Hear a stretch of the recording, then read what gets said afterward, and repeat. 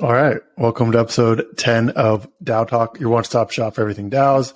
I'm Tommy, and Frisson is gone this week, so we have a special guest, a returning guest, Dennison Bertram. Give us a little intro. People know who you are, but give us a little reintroduction. What's up, fam? I am Dennison Bertram, co-founder and CEO here at Tally. I live, breathe DAOs. I believe in building the future. Happy to be here on DAO Talk. It's my favorite podcast. I'm such a big fan. So it's just really cool that I could come on today and stand in for Frisson, which is pretty hard to do. There's some pretty big shoes. But I'll do my best today.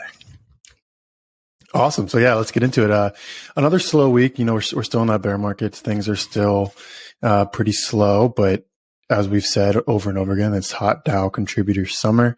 DAOs are thriving, contributors are thriving, and we're excited to highlight the news that is happening and the awesome things that are happening in the DAO space, as we always do here at DAO Talk. So we'll start with this Governance Learning Forum kind of survey results that came out of Orca Protocol and other internet. The title of the survey is "The Problems of DAO Governance," and it essentially just surveyed 109 different people who are involved in DAOs in some capacity. Primarily, we'll link this as well. So if you want to look at it, if you're listening and not watching, so you can read it in all of its glory. Primarily, responded 69 out of the 106 interviewed or DAO contributors or DAO operators. Followed by DAO lurkers, which I'm assuming are just people who are in the DAO but not really contributing or leading in some way. Then DAO core team, and then DAO founders and leaders. Primarily, areas of expertise were around governance processes and org design. So we're definitely getting results from people who know what they're talking about and who are on the front lines in these DAOs. And I think, I don't know if you've been able to dive too deep into this, Dennison, but it kind of just reaffirms everything that we've talked about in the past, couple episodes of podcasts. Like, hey, DAO governance is hard, and it's a very nascent industry, and these processes are still trying to, be ironed out. And I don't know, do you have anything you want to, say about the state of DAO governance from your perspective? Maybe not necessarily, talking about the survey itself, but, what have you seen? Not only from a DAO tooling perspective, but also as someone who's created and been a contributor and a leader in a lot of DAOs. Yeah, I would say first off, if you go back up to the sort of charts there, what sort of strikes me immediately is the number of people who say their org design is their expertise, right? And governance processes are their expertise. What is that number there? It's 56% and 65% respectively. Say that organizational design is their specialty, and I kind of want to push back on that. That's a pretty interesting. I'm assuming that's self-reported, and that's a pretty interesting stat right there, right? It's around the same amount as community facilitation and strategy and growth, right? Chase Chapman sort of did a tweet recently where she talked about DAOs as entertainment, as a vector of sort of driving participation. And something that's kind of interesting here is that there's this lineup of people who claim to be experts in governance processes, org design, community facilitation, strategy, and growth. And those are all really vague expertises, right? Which is interesting because I think that DAOs have a tendency currently to draw on a lot of members who want to participate but don't necessarily have technical acumen, technical skills to sort of bring to the DAO. And this is pretty interesting, right? Because if you line that up with the numbers that we see above, where we're looking at the lurkers, the contributors, and the operators, these numbers kind of line up, right? So are a lot of people in DAOs thinking that they're really great organization people? And if so, where do they come from that we are pulling in organizational experts from some other field? And are they organizational experts? What is someone who has, it kind of reminds me of 2017 when we had the ICO boom and there were all these tokenomics specialists And it was always such a self-reported kind of like idea. I'm a tokenomics specialist. So I got cut off, but I'm back. What I was saying is, if there are so many individuals who are self-reporting to be experts in organization, maybe that points to the need for real documentation around what being an expert in organization actually may mean, right? Because I kind of get a feeling there that might be a self-reported number that comes from like having been in one or two rodeos, right? Like I know how to ride a cow. I've been in a few rodeos. Internet, I know rodeos, you don't ride cows necessarily. Like you can ride a lot of different things. So I think ironically what DAOs may need more of is more education and more tooling around organizational design. The fact that we have so many people self-reporting being experts in this field makes me a little bit skeptical that perhaps there's a lot of folks who sort of envision themselves as experts, but maybe don't really have the tooling necessary to really be an organizational expert, right? And maybe some DAOs are falling into familiar shortcomings because of that. Right, like I certainly think that skills at being an organizer is something that you can learn, and for folks that have been through a few DAOs or been through the process, I think that that's something that they probably definitely do learn. But for such a high percentage of folks to identify themselves as organizational experts, when there are just books. I mean, there's whole degrees that you can get in organization and organization design. It feels unlikely that many people are actually experts in that, right? And that sort of indicates to me that this might be something that DAOs actually really do need help with, or that we need to have more opportunities for these folks to share their learnings with one another. So if they are, learning basically on the job and the hard way, just like, being thrown in there and getting it done, that they can share lessons between one another so that, the same sort of missteps aren't repeated across organizations, right? So you think like DAO-to-DAO communication and like sharing of insights is a solution? Yeah. Or just like better communication about how things are operating? Yeah, definitely DAO-to-DAO insights, right? There's definitely space here for sort of like a DAO-to-DAO org summit to talk about best practices and go over sort of like what's worked and like what doesn't work.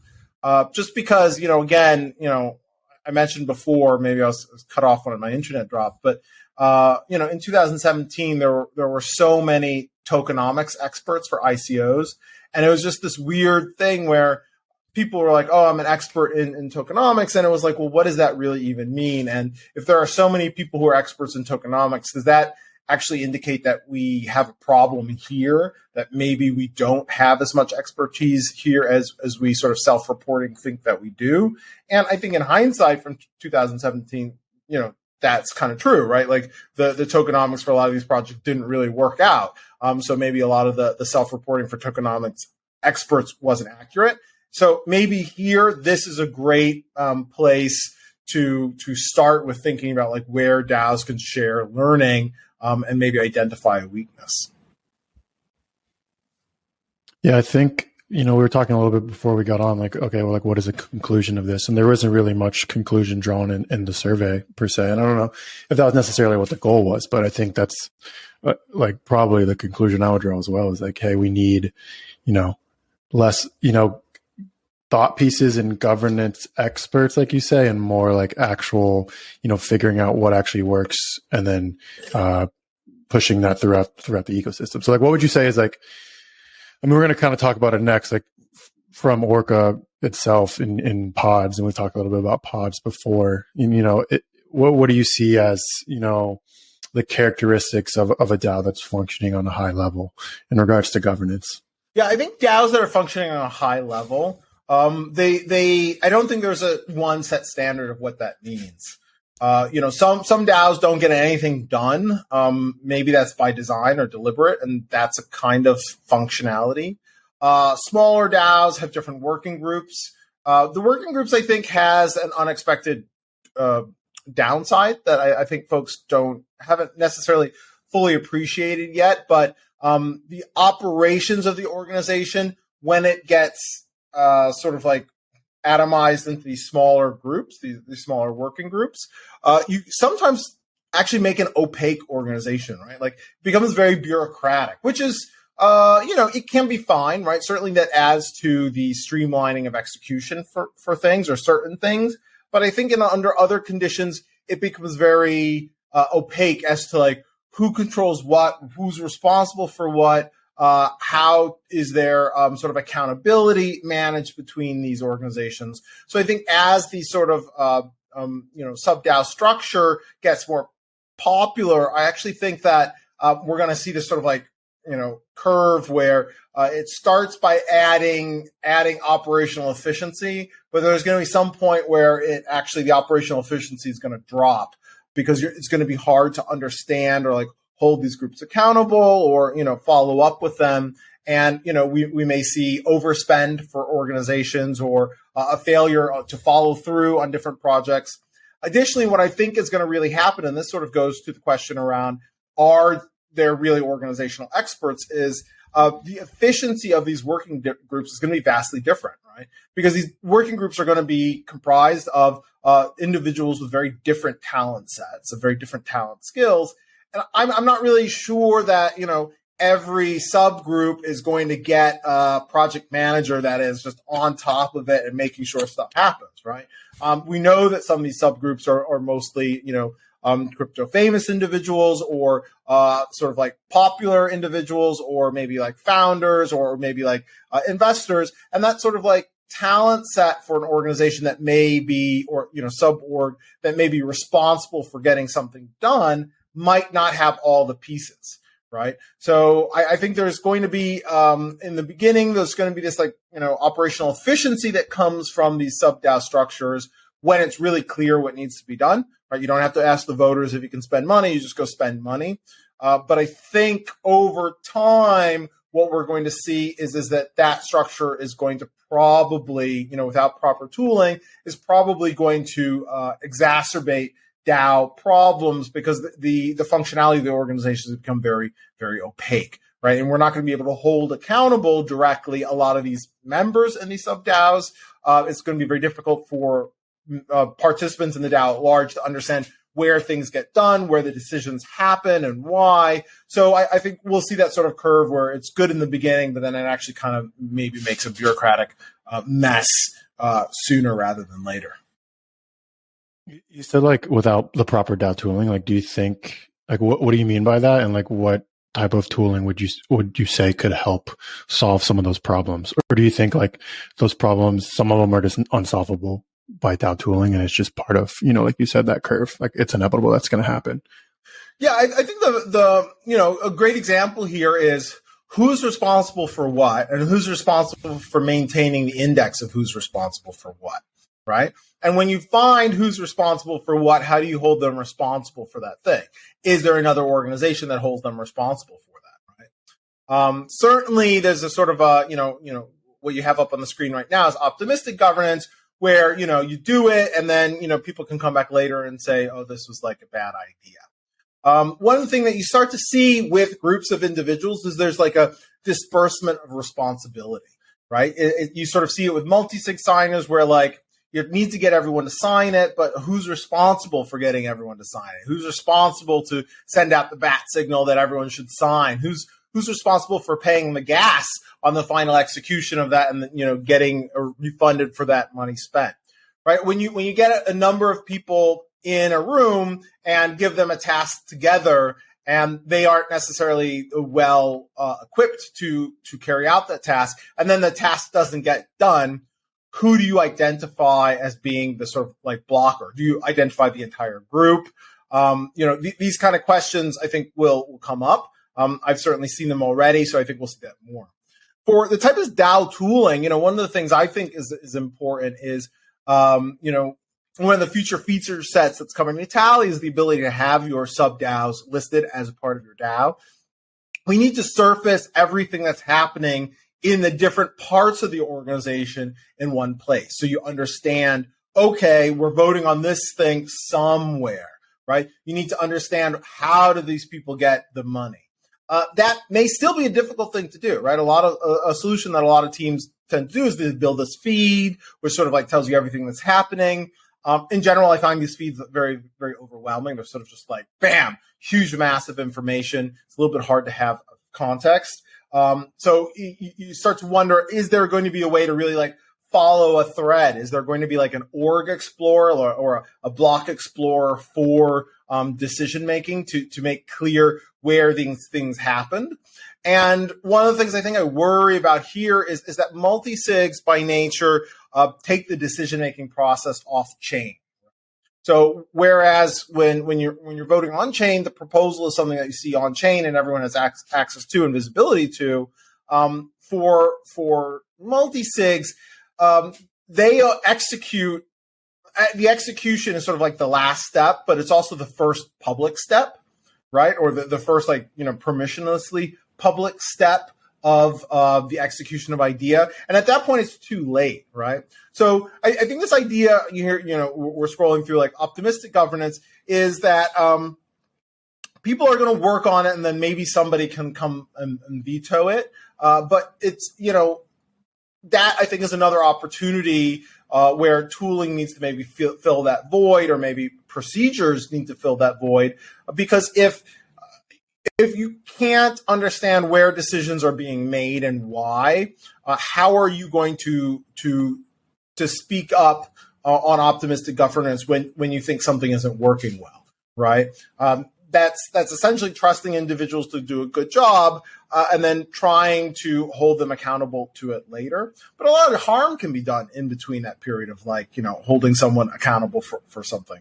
So, I think that optimistic governance does bring, this sort of like pod style governance does bring a lot of efficiency to the organizations, but I think it's going to bring a lot of bureaucratic, which is important because if we've been following, the latest sort of like Coinbase SEC kerfuffle, it seems that the SEC is creating sort of definitions around what is a security based on how decentralized an organization is, right? So it sort of remains to be seen if the sub-DAO optimistic governance structure is going to be perceived as sufficiently decentralized by the SEC, because maybe it is, but maybe it just looks like the founders, the people in power doing whatever they want, and then ideally the members somehow hold them accountable for their actions later. But you could easily run into the situation where the members who are in control of these sub-DAO or sub-organizations have enough voting power or social clout to not be held accountable in any other layer, right? Like you kind of hope that the token holders are the final voters of say of what's going to happen in the organization. But if you can imagine that a founder is in the sub-DAO organization, or if there's, the investors on the sub-DAO organizations, or there's some very popular delegate in the sub-DAO organization who has sufficient voting power to block an accountability action, well, now you have a weird thing where have we actually made, we've kind of tried to go for operational efficiency, but what we've done is sort of like undercut the decentralization clause by creating this sort of like smoke and mirrors around sort of like optimistic accountability. And it may actually function very well for a lot of organizations, especially organizations where people are quite aligned as to what the purpose and the job of the DAO is. But it may look like a kind of shell game by the SEC where you're like, look, you're actually just in control. People couldn't hold you accountable anyway. And, that's where the sort of the bureaucratic fog may contribute to the inability to hold people liable, right? Because if all the decision-making process happens in a non-public forum or not on chain, how are we going to remove people from a multi-sig if we can't identify the person to remove? Right? It might not be functional to ask the 4 or 5 people on a multi-sig to like point out the person that sucks among them, especially if they may be like chummy folks, right? Who like each other and normally work together. It may not be possible to say, hey, you 5, sacrifice one of you and like call out this one person as the weak link, right? So we may have to operationally disable the entire group of individuals.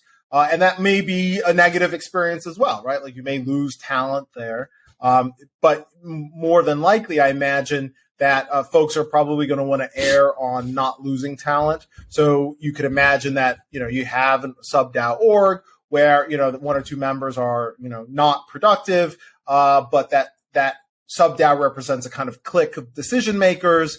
They sort of stick together, and some of them are like fairly popular delegates in the larger ecosystem, and therefore it's just not possible to hold them accountable, right? So it's an interesting thing where yes, we're making it better, but we have to be very careful that we're actually not just making it worse. Look, where do you think we are in regards to like the grand scheme of like DAO governance problems and issues? Like, you talked about like 2017 with like the tokenomic experts, and like, okay, fast forward 5 years and like, okay, 99% of those tokens are zero and we're scams or whatever you want to call them. But we're still here and surviving and thriving in different ways. Like, where do you think the DAO story is in regards, if you want to compare it to like the token story of crypto? Yeah. So first I would push back on the 99% of ICOs were scams. I think when you look at it, especially when you look at when you sort of like weight that by amount of money raised, I think that's probably not the truth, right? Many of the big projects that raised tons of money didn't disappear. They built through the bear market and eventually shipped their product. Now, some of them shipped products that were no longer relevant and no longer needed, which is not really a fault of the ICO process. That's maybe the process, the fault of just like the nature of building companies or nature of building projects. But I would just say that I don't think it's 99%. I think a fair number of the 2017 ICO projects were done with a real intention of building something and actually eventually built something. For DAOs, I think the story probably looks a little bit different. The 2017 ICO projects had the benefit of having raised a shit ton of money, right? So at the very, the depths of the bear market, they still had resources to build. They could still pay people, folks could still pay their rent. So people could continue to work on their projects and work on their ideas. DAOs are going to have a little bit of a harder time, right? DAOs are going to find it it's going to be difficult for DAOs to work through a bear market when funds run out or run low, right? Because that creates a kind of different pressure on organizations that will distract them from the mission statement of the DAO itself, right? That's clear. So I think what we're probably going to see, like where we are in the cycle, is probably a little bit before the 2017 ICO boom for DAOs, right? We're starting to experiment with new funding mechanisms for DAOs now. They're starting to get kind of exciting. There still needs to be a little bit of legal clarity. We need more DAOs that are able to raise a large amount of funds to be able to like move forward on their ideas. Things like nounsDAO, right? nounsDAO is going to be here in 5 years, unless something, tragic happens, because they have simply so much money, right? So they'll be able to like keep trucking along. Other DAOs may not be so lucky, but that doesn't necessarily mean that the idea will die, right? Like many of these ideas may just like go into hibernation or work at, super, super low level or super slow pace. Some of these DAOs will not be relevant, in a few years, which is fine. I'm a big believer that DAOs aren't organizations that need to last forever. They can be temporary. But I think we're very, very, very, very, very early in the DAO sort of process. There's a lot of experimentation happening here. I think we're early. So do you think, like, I know what you think I'm setting up for this, but like, so, I mean, we talked a little bit, you touched a little bit on, last week with SEC cracking down on the Coinbase, like insider trading, and it kind of puts the writing on the wall that, your DAO probably most likely needs to have true on-chain governance in the eyes of the SEC to be considered truly decentralized and, not just some quasi form of a corporation of some sense. So if you're like advising a new DAO or some type of project that's, getting started, are you like first principles, like on-chain governance, decentralized as early as possible? Yeah. put the right structures in place?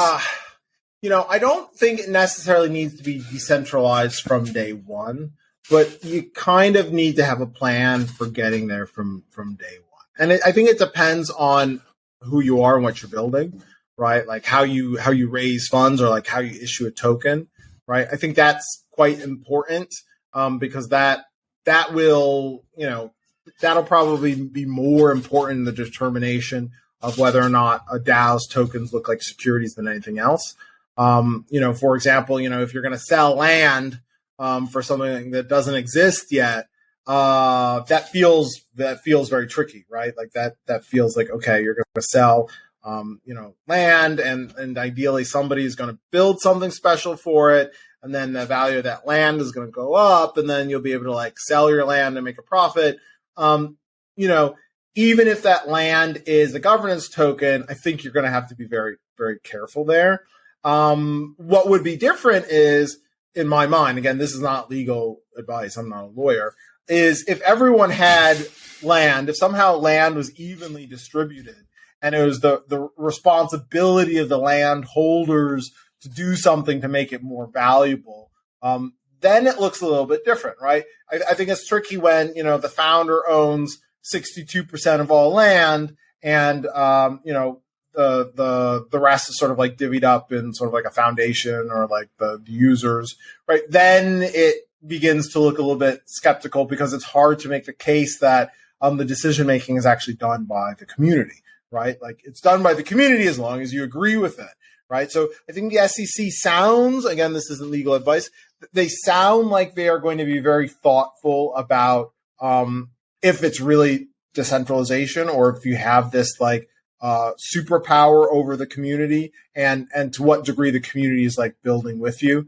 Again, I'm not a lawyer, but there's a big difference between your community getting tokens in exchange for like GitHub commits or like building the software and them just providing liquidity into a pool, right? I'm going to imagine that's going to feel very different, right? Because some of these things just look like you're creating an opportunity for folks to like make a market that you can dump into, right? Like, so I think it's tricky there. But if you're starting a DAO today, I don't think it's something that you necessarily have to be extremely afraid of, right at the beginning, right? The focus should be on the idea and building the idea. There should just be a way that your like membership and power gets distributed, or ideally that your voice isn't necessarily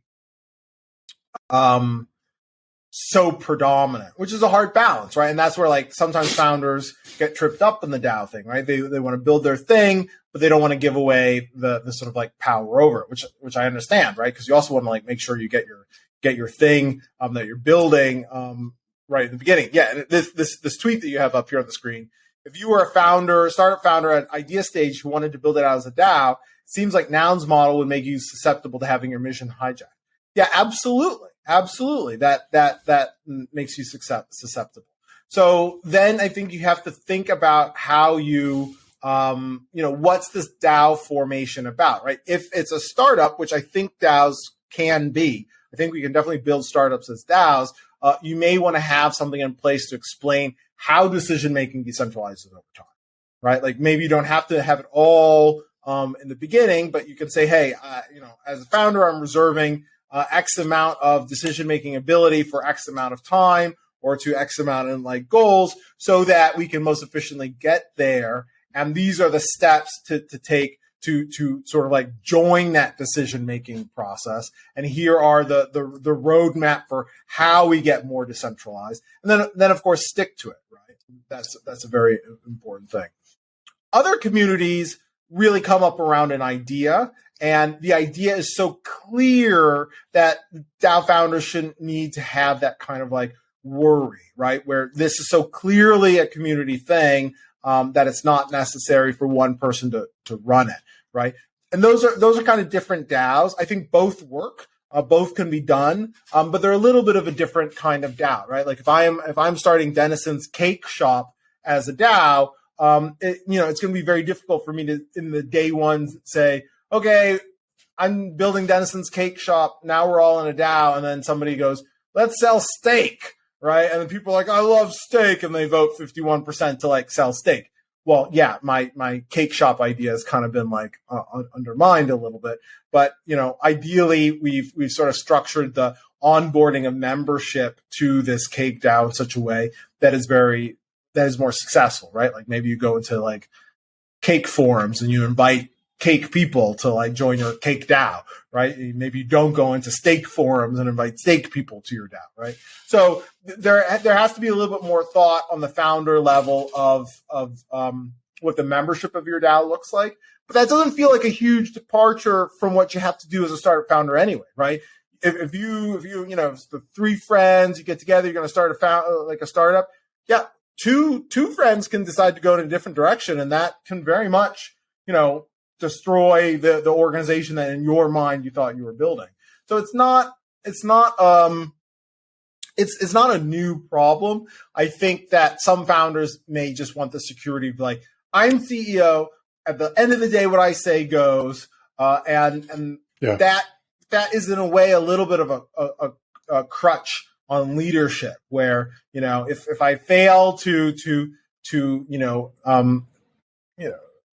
get people aligned in this vision, I'll just use force to make it happen, right? And that's something I think that founders are going to have to unlearn a bit.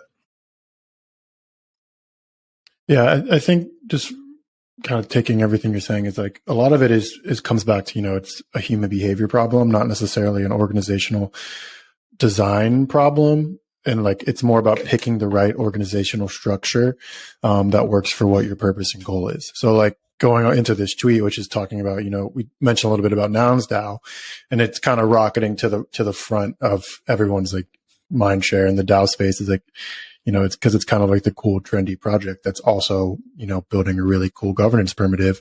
And I think a lot of people, and I think this is why Kieran tweeted it, was like, a lot of people are going to start to form DAOs around the nounsDAO model, but that doesn't necessarily mean it's the right structure for that project itself. And like that tweet that we mentioned before, which was a reply, which is if you were a startup founder at the idea stage, you wanted to build it out as a DAO, it seems like the nounsDAO model would make you susceptible to having your mission hijacked, it just comes down to, that doesn't necessarily mean that the organizational design is poor.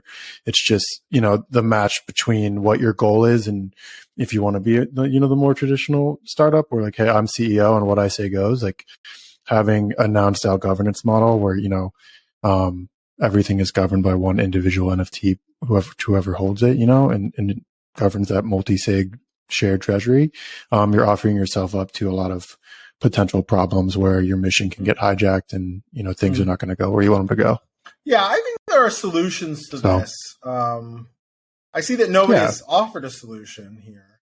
I think most people, no, most people, that's the problem I have too, is like, everyone just complains about it on Twitter about governance, and how DAOs suck, and then no one offers a solution. So it's just like, why are we just yelling at, the problems, but no one's really, thoughtfully, maybe people are, their voices aren't as elevated as the voices that are complaining.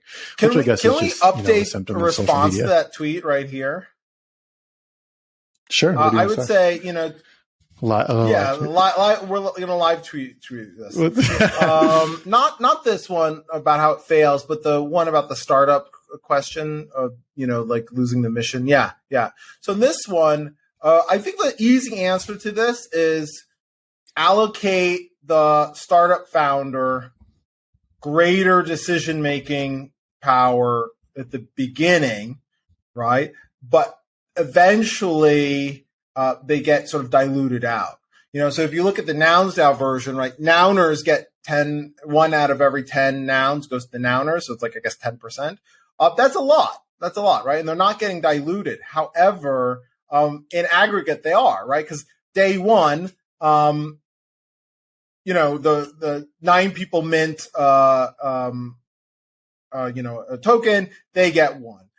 The next 9, get minted, they get 1. So, if everyone is a different owner, at the end of that, they have like 2. So they maintain a kind of like voting proportion. But over time, like 1,000 years in the future, right, there are still going to be an aggregate way more non-Nouner tokens in existence, right? And what that means is that the community can still come together and overrule them.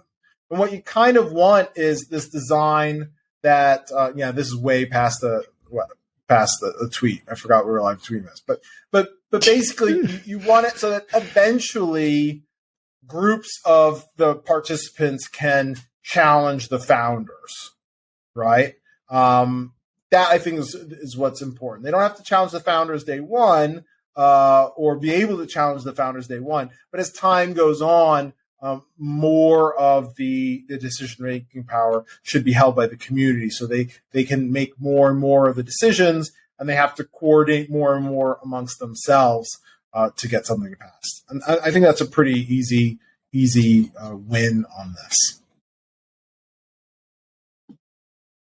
I agree. Well, live tweeting. Okay, let's see. Idea: allocate the startup founder greater decision-making power at the beginning, but eventually they get diluted out. Allow the group participants to eventually challenge the founders as time goes on. More decision-making power goes to the community. I think you see that even with products, with startups, right?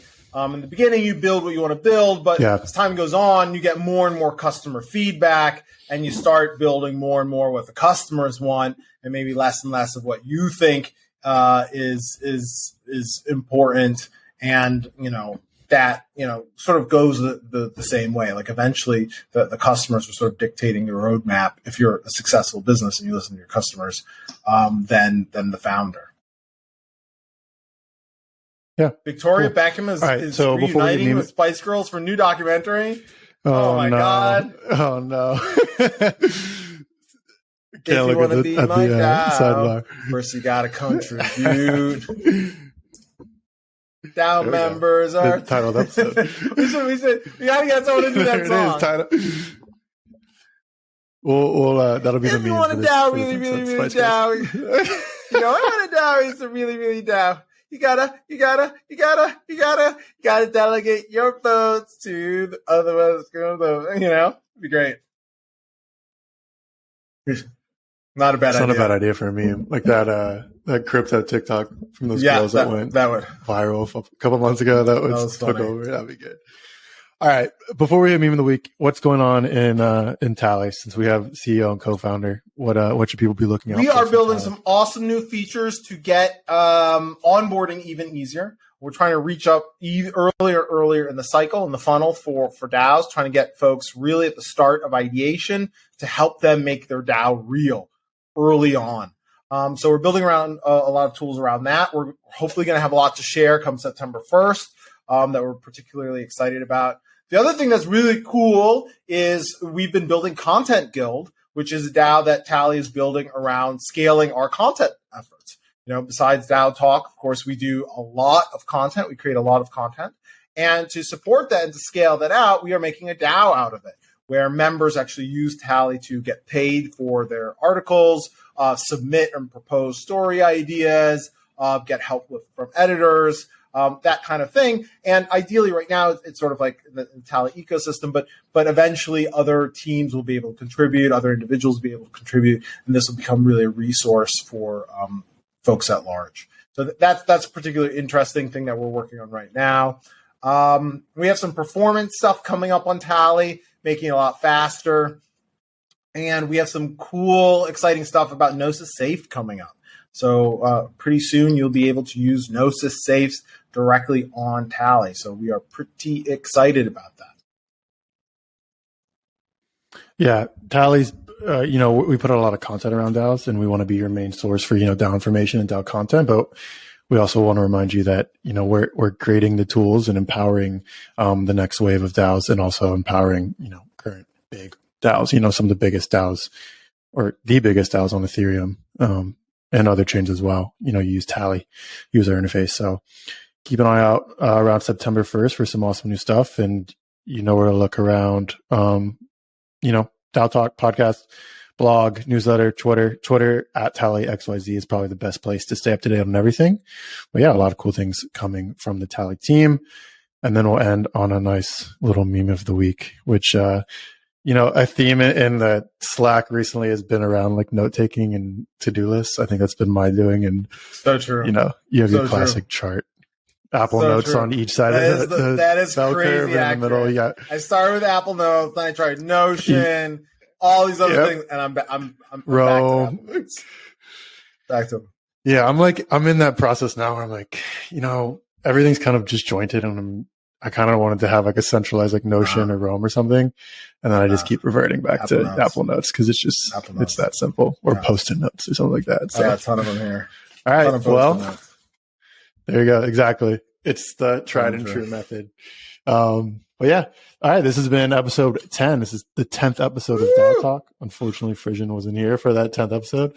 But yeah, we'll be back next week with Frisson returning. Otherwise, see you on Twitter, Slack, wherever we see. So, Discord. Peace.